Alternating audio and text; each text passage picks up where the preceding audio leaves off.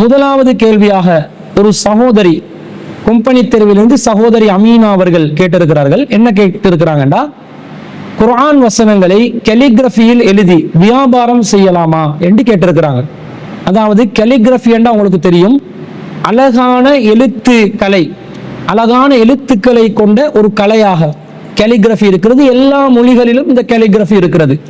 ஆங்கிலத்தையும் calligraphy பண்ணலாம், சிங்களத்தையும் calligraphy பண்ணலாம்.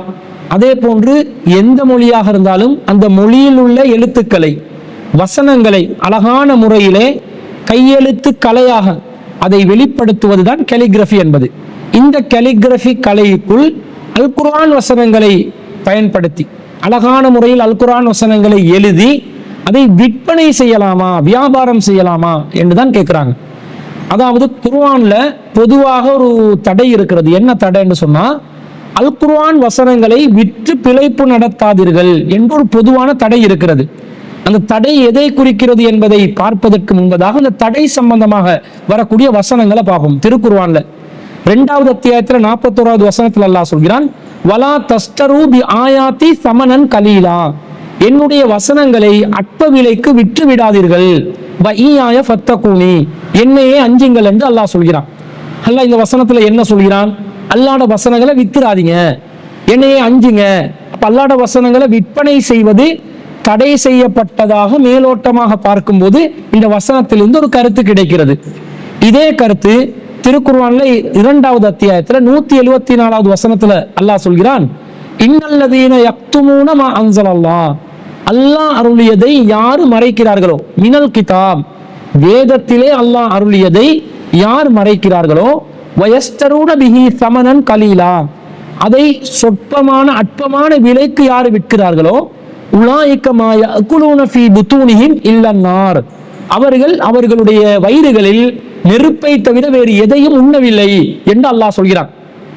வலா யுக்கல்லிமுஹுமுல்லாஹு யௌமல் கியாமா, கியாமத் நாளில் அல்லாஹ் அவர்களுடன் பேச மாட்டான். வலா யுஸக்கீஹிம், அல்லாஹ் அவர்களை பரிசுத்தப்படுத்தவும் மாட்டான். வலஹும் அஸாபுன் அலீம், அவர்களுக்கு கடுமையான வேதனை உண்டு என்று அல்லாஹ் சொல்கிறான். அதே போன்று திருக்குர்ஆன்ல 3வது அத்தியாயத்துல 199வது வசனத்திலையும் அல்லாஹ் சொல்லும்போது, லா யஸ்தரூன பி ஆயாத்தில்லாஹி தமனன் கலீலா, எனது வசனங்களை விலைக்கு விற்க மாட்டார்கள் என்று அல்லாஹ் சொல்கிறான். அப்ப நல்லடியார்களை பொறுத்தவரையில் அவர்கள் அல்லாஹ்ட வசனங்களை அற்ப விலைக்கு விற்க மாட்டான் என்று இந்த வசனத்தில் அல்லாஹ் சொல்றான். அப்ப இதுல இருந்து என்ன விளங்குது? அல்லாஹ் என்ன சொல்கிறான்? அல்லாஹ்ட வசனங்களை விற்று பிழைப்பு நடத்தாதீர்கள் என்று அல்லாஹ் சொல்வதை நாங்கள் பார்க்கிறோம். அதே போன்று நபிகள் நாயகம் ஸல்லல்லாஹு அலைஹி வஸல்லம் அவர்கள் சொன்னதாக ஒரு செய்தி முஸ்னத் அஹ்மதில் 14981வது ஹதீஸாக பதிவு செய்யப்பட்டிருக்கிறது. அத அப்துர் ரஹ்மான் பின் ஷிபுல் என்று சொல்லக்கூடிய நபி தோழர் அவர்கள் அறிவிக்கிறார்கள், சமயத்து ரசூலுல்லாஹி ஸல்லல்லாஹு அலைஹி வஸல்லம், நான் அல்லாஹ்வின் தூதர் ஸல்லல்லாஹு அலைஹி வஸல்லம் அவர்களிடம் இருந்து செவிம் எடுத்தேன். யகூலு, ரசூலுல்லாஹ் சொன்னார்கள், இக்ராஉல் குர்ஆன், நீங்கள் குர்ஆனை ஓதுங்கள், வலா தகுலு ஃபீஹி, அதிலே வரம்பு மீறாதீர்கள், வலா தஜ்ஃபு அன்ஹு, அதை அலட்சியம் செய்து விடாதீர்கள், வலா தஅகுலு பிஹி, அதன் மூலம் நீங்கள் உண்ணாதீர்கள், வலா தஸ்தக்ஸிரு பிஹி, அதன் மூலம் ஆதாயம் அடையாதீர்கள் என்று அல்லாஹ்வின் தூதர் ஸல்லல்லாஹு அலைஹி வஸல்லம் அவர்கள் சொன்னதாக ஒரு ஆதாரபூர்வமான செய்தி வருது. அப்ப இந்த செய்தியை நபிமொழியை பார்க்கும் பொழுதும் கூட அல்லாஹ்ட வசனங்களை விற்று பிழைப்பு நடத்தக்கூடாது, அல்லாஹ்ட வசனங்களை வைத்து ஆதாயம் அடையக்கூடாது என்று அல்லாஹ்வின் தூதர் ஸல்லல்லாஹு அலைஹி வஸல்லம் அவர்கள் சொல்வதையும் பார்க்கிறோம். அப்ப கலிகிராஃபியினூடாக அல்லாஹ்ட வசனங்களை அழகிய எழுத்துக்கள்ல எழுதி அதை விற்பனை செய்து வியாபாரம் செய்வதை தடுப்பதை போன்று இந்த வசனங்களையும் ஹதீஸையும் மேலோட்டமாக பார்க்கும்போது விளங்குகிறது. ஆனால் இதுதான் அதனுடைய கருத்தா என்பதை நாங்கள் கொஞ்சம் ஆய்வு செய்ய வேண்டும்.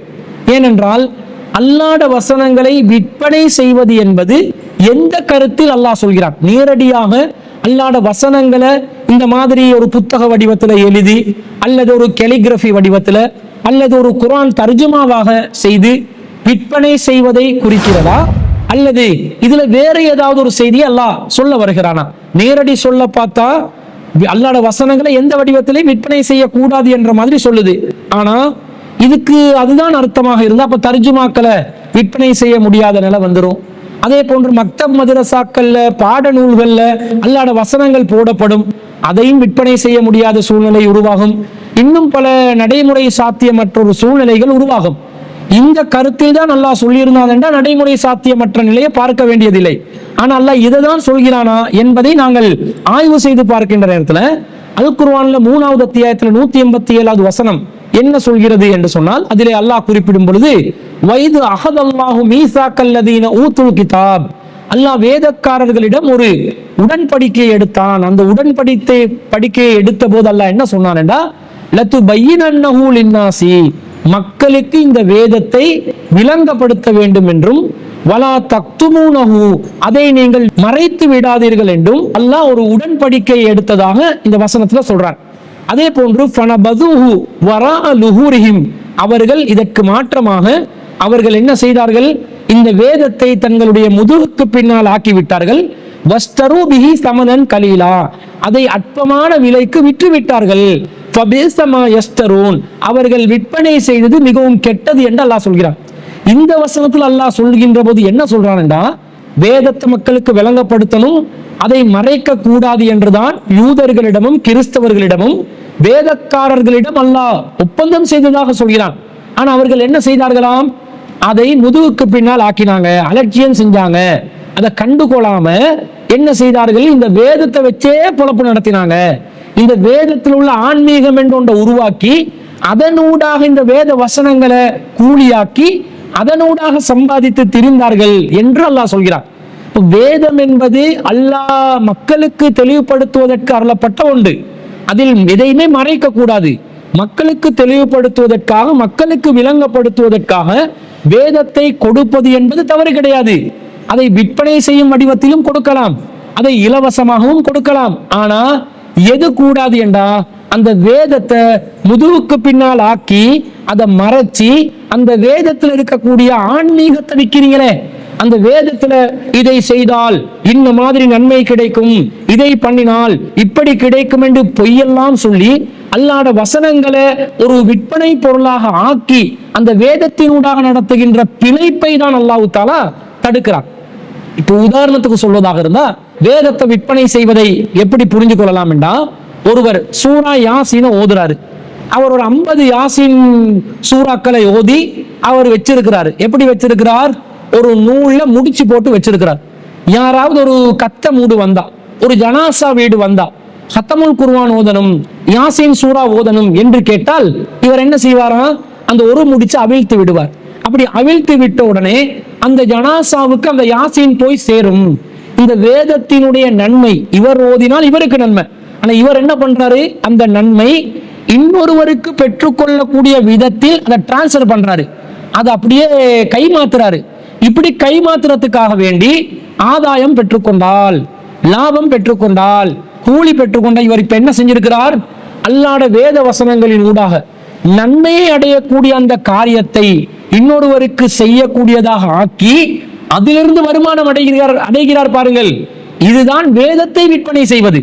அது அல்லாம அச்சுப்பிரதியாக ஒரு குர்ஆனை பிரிண்ட் பண்ணினா அதுல என்ன பிரச்சனை வரப்போகுது, அதுக்கென்று சொல்லி ஒரு மூலதனம் தேவை, அதற்காக வேண்டி அச்சகம் வைக்க வேண்டும், அல்லது பிரிண்டிங் மெஷின் யாரு வச்சிருக்கிறானோ அவனுக்கிட்ட போய் அதை வாடகைக்கு எடுத்து பிரிண்டிங் வேலை செய்யறதுக்காக வேண்டி கூலி கட்ட வேண்டும், அதுக்கென்று சொல்லி மெனக்கெட்டு நேரம் ஒதுக்கணும். இதுக்காக வேண்டி ஒருவர் ஒரு புத்தக வடிவத்தில் குர்ஆன் வசனங்களை கொடுப்பதற்கு, தலைப்பு ரீதியாக கொடுப்பதற்கோ அல்லது தர்ஜுமாவாக கொடுப்பதற்கோ ஒரு வேலையை பார்த்தா இது வேத வசனங்களை வித்ததாக ஆகுமா? இந்த குர்ஆன் உள்ள வசனங்களை இன்னொருத்தருக்கு நன்மை பயன்படக்கூடிய விதத்தில் அவர் கைமாத்தினார் என்ற மாதிரி ஆகுமா? ஆகாது.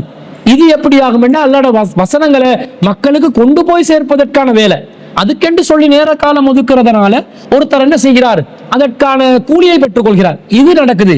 அப்ப ஆன்மீக ரீதியாக ஒருவருக்கு வேதத்தை சொல்வதனூடாக பெறக்கூடிய நன்மை என்பது வேறு, வேதத்துல உள்ள விஷயங்களை மக்களுக்கு கொண்டு போய் சேர்ப்பதற்கு புத்தக வடிவத்திலோ அல்லது கலிகிராஃபி வடிவத்துல ஒரு வசனத்தை அழகான முறையில எழுதி அதை விற்பனை செய்கிறார். அதை வீட்டுல என்ன செய்வாங்க, ஒரு அலங்கார பொருளா வச்சுக் கொள்வாங்க. அதை பார்க்கிறவங்க அதுல உள்ள வசனங்களை அதை ஓதுறதுக்கு முயற்சி செய்வாங்க. இந்த மாதிரி நோக்கங்களுக்காக வேண்டி இதை செய்தால் இதுல என்ன தவறு இருக்குது, இது வேதத்தை வித்து பிழைப்பு நடத்தியதாக ஆகுமா என்று கேட்டால் பிழைப்பு நடத்தியதாக ஆகாது. ஆன்மீகத்தை விற்பது என்பது நன்மை அடையக்கூடிய ரீதியாக ஒருவருடைய குர்ஆனை இன்னொருவருக்கு விற்பனை செய்வது என்பது வேறு. ஒருவர் தன்னிடம் இருக்கக்கூடிய செய்தியை அதை பிறருக்கு கற்றுக் கொடுப்பதற்காக வேண்டி அதற்காக வேண்டி ஒரு கூலியை பெற்றுக்கொண்டால் அதிலே அந்த கூலியை பெற்றுக்கொள்வது தடை செய்யப்பட்டதாக ஆகாது என்பதை இன்னும் பல சான்றுகளூடாக நாங்கள் விளங்கிக் கொள்கிறோம். உதாரணமாக சொல்வதாக இருந்தால், ஒரு முறை நபித்தோழர்கள் ஒரு பயணத்தில் இருக்கிறாங்க. அப்படி பயணத்தில் இருக்கிற நேரத்தில் நீர்நிலைகளை கடந்து செல்லக்கூடிய ஒரு நிலை வருது. அப்ப அங்க சில பேர் தங்கி இருந்தாங்க. தங்கியிருந்த மக்கள் தலைவர் ஒருவருக்கு தேள் ஒன்று கொட்டி விட்டது. அப்படி தேள் கொட்டின உடனே அது மருத்துவத்துக்காக வேண்டி அவங்க நிறைய பாடுபடுறாங்க, கஷ்டப்படுறாங்க. ஆனா அவங்களுக்கு என்ன செய்ய முடியவில்லை, தேள் கடித்ததற்கான நிவாரணத்திற்கான எந்த ஒரு வழியும் அவர்களுக்கு கிடைக்கவில்லை. இந்த நபி தோழர்களிடம் வந்து விசாரிக்கிறாங்க, உங்களை யாருக்காவது ஓதி பார்க்க தெரியுமா, இந்த தேள் கொட்டினத்துக்கு மருந்து செய்ய தெரியுமா என்று கேட்கிறாங்க. அப்போ ஒரு நபி தோழர் என்ன சொல்கிறாருன்னா, எனக்கு தெரியும், நான் அவருக்காக வேண்டி ஓதி பார்க்கலாம் என்று சொல்லி சூரத்துல் ஃபாத்தியாவை ஓதி அவருக்கு வந்து அந்த நிவாரணத்துக்காக அதை பயன்படுத்துகிறார். அப்போது அந்த நபித்தோழர் இந்த நிபந்தனையை வைக்கிறார் என்றால், நான் ஓதி பார்த்து உங்களுக்கு இந்த நிவாரணத்துக்கான ஏற்பாடு செய்வேன், ஆனா இதற்கு பதிலாக சில ஆடுகளை நீங்கள் தர வேண்டும். அப்ப இங்க குர்ஆன் வசனத்தை ஓதி பார்க்கிறார்.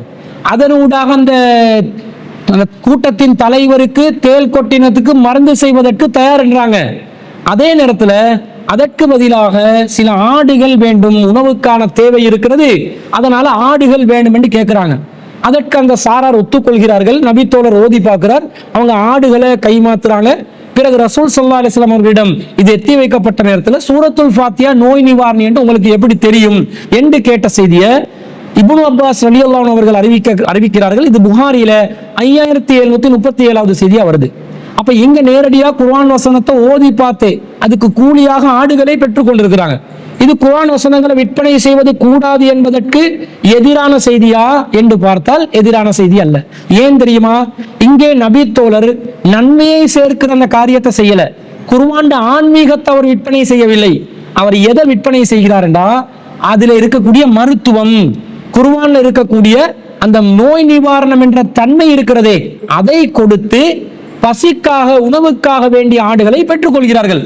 பிறருக்கு பயனளிக்கக்கூடிய விதத்தில் ஒரு காரியத்தை செய்து இந்த குர்ஆனின் ஊடாக அதன் மூலம் கூலியை எதிர்பார்க்கலாம், கூலியை பெற்றுக் கொள்ளலாம் என்பது இந்த ஹதீஸும் உறுதிப்படுத்துதா இல்லையா? அப்ப இந்த குர்ஆன் வசனங்களை நாங்கள் இந்த அடிப்படையில் தான் விளங்கணும் என்பதற்கு இந்த ஹதீஸும் ஆதாரமாக இருப்பதை பார்க்கிறோம். அதே போன்று இன்னொரு சம்பவத்துல ஒரு நபி தோழர் ரசூல் ஸல்லல்லாஹு அலைஹி வஸல்லம் ஒரு சபையில் இருக்கிறாங்க. ஒரு பெண்மணி வர்றாங்க, அல்லாஹ்வின் தூதருக்கு தன்னை அன்பளிப்பு செய்ததாக சொல்றாங்க. அப்ப ரசூல் அவங்களை பார்த்து விட்டு முகத்தை கீழே போடுறாங்க. பக்கத்தில் இருந்த நபி தோழர் என்ன சொல்கிறார், அல்லாஹ்வின் தூதரை, நான் அவர்களை திருமணம் செய்து கொள்கிறேன் என்று சொன்ன நேரத்துல, உங்களுக்கு அவங்களை திருமணம் செய்யறதுக்கு என்ன இருக்குது, மஹரா கொடுக்கறதுக்கு என்ன இருக்குதுன்னு கேட்ட நேரத்தில் அவர்கிட்ட எதுவுமே இல்லை, வேட்டி தான் இருக்குது, வேட்டியை கொடுக்க வேண்டி கேட்பாரு. ரசூலா சொல்லுவாங்க, வேட்டியை கொடுத்தா உனக்கு எது இருக்குது, உனக்கும் புரோசனம் இல்லாம அவங்களுக்கும் புரோசனம் இல்லாம போயிடும், அதனால வேட்டியை கொடுக்காத, ஏதாவது பொருள் இருக்குதான்னு வீட்டுல தேடி பார்த்து வாங்க என்று சொன்னோட அவர் வீட்டுல போய் தேடி பார்த்து வருகிறார். எதுவுமே இல்லை. அப்ப ரசூலா என்ன கேட்கிறாங்க, ஒரு இரும்புல மோதிரமாவது இல்லையான்னு கேட்கிறாங்க. அவர் இல்லை என்கிறார். பிறகு நபி ஸல்லல்லாஹு அலைஹி வஸல்லம் அவர்கள், உங்களுக்கு குர்ஆன்ல அத்தியாயங்கள் ஏதாவது தெரியுமா என்று கேட்ட நேரத்துல, இன்னென்ன அத்தியாயங்கள் எனக்கு தெரியும் என்று சொல்லும் போது, அந்த அத்தியாயங்களை நீங்கள் அவர்களுக்கு கற்றுக் கொடுக்க வேண்டும் என்ற அடிப்படையில் அதை மகராக்கி நான் உங்களுக்கு இவர்களை திருமணம் முடித்து தருகிறேன் என்று அந்த பெண்மணியை குறித்த நபி தோழருக்கு திருமணம் முடித்து வைத்ததாக சஹீஹ் புகாரியிலே 5871வது செய்தியாக அறிவிக்கப்படுகிறது. சஹல் பின் சஅத் ரலியல்லாஹு அன்ஹு அவர்கள் தான் இந்த செய்தியை அறிவிக்கிறார்கள். சஹல் பின் சஅத் ரலியல்லாஹு அன்ஹு தான் அந்த நபி தோழர். அப்ப இதுல இருந்து என்ன விளங்குது, மஹராக பணம் கொடுக்கணும். ஆனா மஹராக பணம் கொடுப்பதற்கு பதிலாக அல் குர்ஆன் வசனங்கள் கைமாற்றப்பட்டிருக்கிறது. அதை அந்த பெண் அங்கீகரிக்கிறாங்க. ரசூல் ஸல்லல்லாஹு அலைஹி வஸல்லம் தலையிட்டு இதை செய்து கொடுத்ததனால். அப்ப அல் குர்ஆன் வசனம் இங்கே விற்பனை செய்யப்பட்டதா, எந்த அடிப்படையில் விற்பனை செய்யப்படுகிறது, அல் குர்ஆன் வசனத்தை கற்றுக் கொடுக்கிற அடிப்படையில்.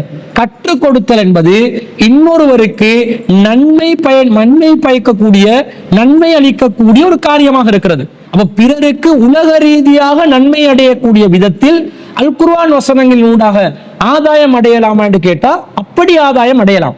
அது அல்லாம ஆன்மீக ரீதியாக நன்மையை நன்மையை டிரான்ஸ்பர் பண்ற விதத்துல குர்ஆன் மூலம் நன்மை அடையலாமான்னு கேட்டா அந்த நன்மையை அடைய முடியாது. அந்த நன்மையை அடைவதற்காக குர்ஆனை நாங்க வித்தோம் என்றால் அதுதான் அந்த குர்ஆன் வசனங்களை விற்று பிழைப்பு நடத்துவது, நெருப்பை சாப்பிடுவதை விட கேவலமான ஒரு செயல், படு பயங்கரமான செயல் என்று அல்லாஹ் கண்டித்திருக்கிறான் என்பதை நாங்கள் புரிந்து கொள்கிறோம். எனவே அன்பிற்குரியவர்களே, அல் குர்ஆன் வசனங்களை தர்ஜுமாக்களாக, புத்தகங்களாக, கலிகிராஃபியாக எந்த ஒரு வடிவத்திலையும் இன்னொருவருக்கு நன்மை அளிக்கக்கூடிய விதத்தில், உலக ரீதியான நன்மை அளிக்கக்கூடிய விதத்தில் விற்பனை செய்வதற்கு எந்த தடையும் இல்லை. ஆனால் ஆன்மீக ரீதியாக குர்ஆனை வித்து பிழைப்பு நடத்துவதாக இருந்தால், இந்த குர்ஆன் வசனங்கள், இந்த குர்ஆன் 10 குர்ஆன் ஓதி வச்சிருக்கிறேன், அதை இன்னொருத்தருக்கு நான் தருவதற்கு தயாரா இருக்கிறேன், எனக்கு இத்தனை ஆயிரம் ரூபாய் காசு வேணும் என்று கேட்டாலோ, அல்லது கத்தம் வீடுகளுக்கு சென்று குர்ஆனை தமாம் பண்ண வேண்டி இருக்குது, அந்த தமாமுல் குர்ஆன் அந்த நன்மையை மரணித்தவர்களுக்கு கொண்டு போய் சேர்க்கிற காரியத்தை நான் செய்வேன், அதற்காக வேண்டி எனக்கு சாப்பாடு வேணும், எனக்கு பலகாரம் வேணும், எனக்கு ஸ்வீட்டு வேணும் என்று எதிர்பார்த்து செய்தால் அதுதான் குர்ஆன் வசனங்களை விற்பனை செய்வதாக ஆகுகிறது. அது கடுமையாக கண்டிக்கப்படுகிறது. அத்தகையவர்கள் நெருப்பை சாப்பிடுகிறார்கள் என்றும் அதை செய்யக்கூடாது என்று அல்லாஹ்வின் தூதர் தடுத்ததாகவும் நாங்கள் புரிந்து கொண்டால்தான் இந்த குர்ஆன் வசனங்களையும் ஹதீசுகளையும் ஒன்றோடு ஒன்று இணைத்து புரியக்கூடிய விதத்தில் அமையும் என்பதை நாங்கள் விளங்கிக் கொள்கிறோம். எனவே கலிகிராஃபியின் ஊடாக கூட அல் குர்ஆன் வசனங்களை அலங்காரம் செய்து அதை ஒரு விற்பனை பொருளாக வியாபாரம் செய்வதற்கு எந்த ஒரு தடையும் இல்லை என்பது இதனூடாக நாங்கள் தெளிவாக விளங்கிக் கொள்கிறோம்.